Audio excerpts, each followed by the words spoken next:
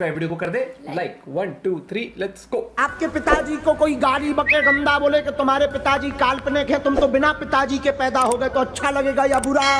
बुरा। तो हमारे राम हमारे बाप हैं, हमारे राम काल्पनिक कोई कहेगा हमें अच्छा लगेगा या बुरा? तो ठोको।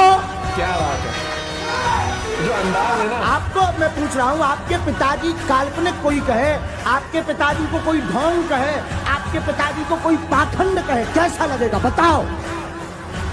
तो हमारे राम हमारे बाप है, परम पिता है, जगत पिता है, जगदीश है, जगन्नाथ है, जगत देवता है, जगदाधार है। तो वो फिर काल्पनिक पाखंड कोई कहेगा तो हमें कैसा लगेगा? तो माला और भाला खटरी के बड़े कहे हैं।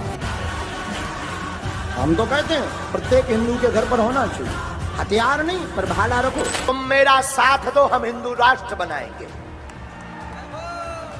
हाँ, तुम हमारा साथ दो, हम हिंदू राष्ट्र बनाएंगे। अगर तुम्हारे अंदर एक बूंद भी सनातनीय हिंदू का हो तो तुम मेरा साथ दो, इनका मैं बोलने का हिंदू तरीका राष्ट्र ना। दूंगा। एक चीज कहना चाहूंगा वीडियो की शुरुआत में दोस्तों, अगर आपको पालघर जैसी लिंचिंग साधुओं की नहीं देखनी है तो धीरेन्द्र शास्त्री का साथ देना शुरू कर दो। सुखद खबर यह है कि भारत में हिंदू जाग रहे। बिल्कुल। लेकिन लोगों, दुखद भी तो सुन लो। दुखद खबर यह है कि पत्थर खाकर जाग रहे। पत्थर खाकर हिंदू जाग तो रहे पर पत्थर खाकर जाग रहे। हम निवेदन करें कि आपके अपने गांव में, क्षेत्र में ऐसा ना हो पाए, इसलिए आज ही प्रण कथा पंडाल से करके जाओ कि हम सब हिंदू एक हैं। सब हिंदू एक हो जाओ और पत्थर मारने वालों के घर पर बुलडोजर चलवाओ।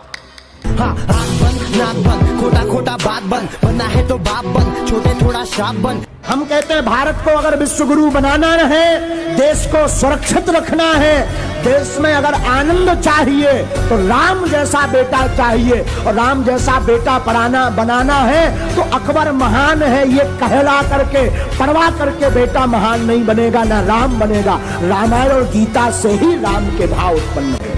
कट्टरता के नहीं, हम प्रेम के आदी हैं, पर गर्व से कहते हैं हम हिंदुत्ववादी।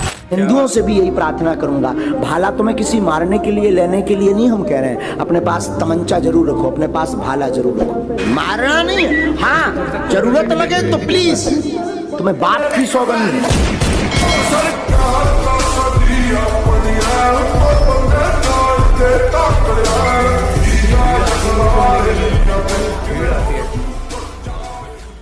बुलडोजर का मतलब आत्मरक्षा के लिए अपने पास व्यवस्था रखना।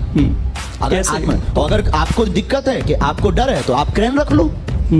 वो भड़काऊ कैटेगरी में नहीं लगा आपको? बिल्कुल नहीं। हिंसा अगर अपनी रक्षा के लिए अगर बुलडोजर रखना अगर जो है भड़काऊ है तो आपको लग रहा है कि ये होते रहना चाहिए। ये समाज अब ऐसा हो गया है कि यहाँ पर जरूरत आन पड़ी है कि भाई हमें बुलडोजर रखना पड़ेगा, हमें अपनी आत्मरक्षा खुद करनी पड़ेगी। इस तरह का समाज आप मान रहे हैं? हमारे भारत वर्ष में तो ये कहा जाता है शांति प्रिय देश। फिर माननीय प्रधानमंत्री जी आत्मनिर्भर की बात क्यों कर रहे हैं?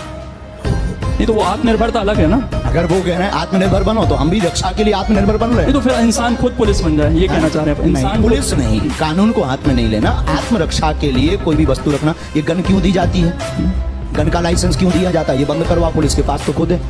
बेटा मेरे जैसे बहुत कम जो भी सुने बोले औसम मौसम। और कुछ दिन बाद हम भी बुलडोजर खरीदने वाले हैं। अब पैसा नहीं है इतना, वरना हम भी बुलडोजर खरीदेंगे जो राम के काज पे और सनातनीय महात्माओं पर, संतों पर और भारतीय सनातनीय हिंदुओं पर पत्थर चलाएगा, हम बुलडोजर उसके घर पर चलाएंगे। लगा दिया मुंह पे सभी के ताला, जीत गया बाबा बुलडोजर वाला। दोस्तों, मध्य प्रदेश राज्य के छतरपुर जिले में एक पवित्र तीर्थ स्थान है जिसे हम सब बागेश्वर धाम के नाम से जानते हैं। बागेश्वर धाम बालाजी भगवान को समर्पित है, और इस मंदिर की ऐतिहासिक बात यह है कि ये मंदिर बहुत सालों पुराना है। मीडिया रिपोर्ट्स के द्वारा जो जानकारी है उसमें ऐसा बताया गया कि ये मंदिर लगभग सन 86 के आसपास बनाया गया था। दोस्तों, यहाँ की कीर्ति तब शुरू हुई जब 1989 में भगवान दास जी द्वारा बागेश्वर धाम में एक विशाल महायज्ञ का आयोजन किया गया। इस यज्ञ के समापन के पश्चात कई वर्षों तक बागेश्वर धाम लोगों में चर्चित रहा। लेकिन दोस्तों सन 2012 में बागेश्वर धाम पीठाधीश्वर पंडित धीरेन्द्र कृष्ण शास्त्री जी द्वारा यहाँ पर लोगों की समस्याओं का निवारण करना प्रारंभ हुआ, जिसके पश्चात धीरे धीरे भक्त बागेश्वर धाम से जुड़ने लगे और बागेश्वर धाम चर्चित हो गया। तो आइए